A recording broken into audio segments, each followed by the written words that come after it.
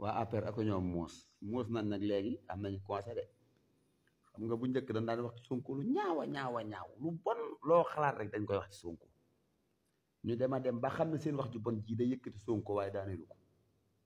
xuma ku leen conseil nag xam naa seen paa bu mën a duul boobu sant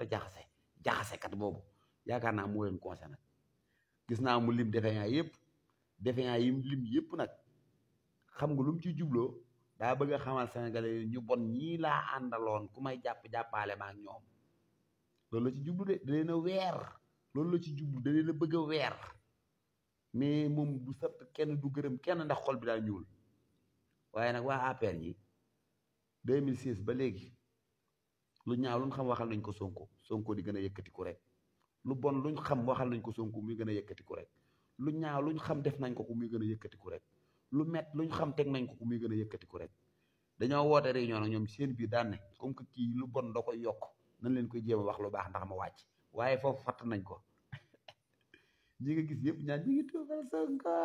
gis naa kuro maki naan jamaayey Sonkoy kuro mukk Sonko du kuro de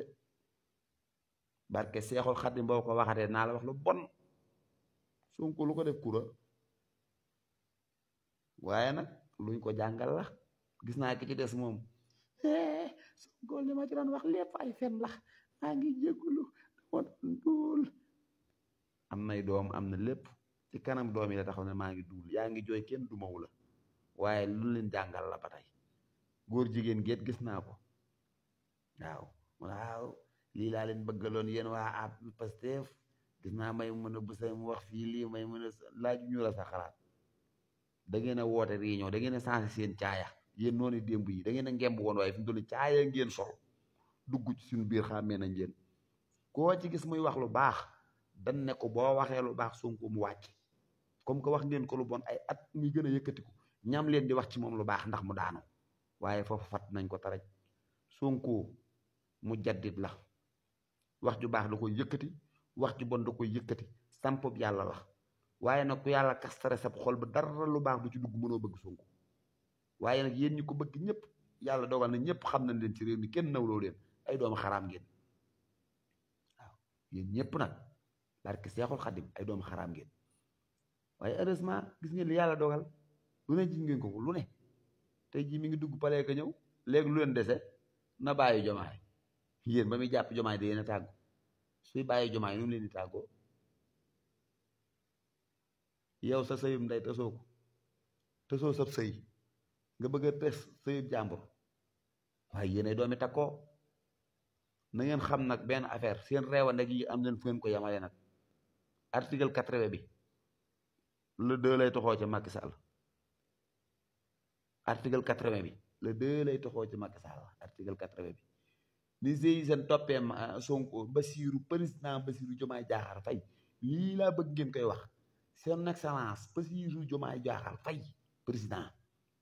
nii ko motaar yi toppee GIGN yi toppe ko force de l'ordre yëpp fu mu jaar ñu koy xàll noonu la ko article 80 bi toppe nag leen moytu article 80 bi leen ko moytu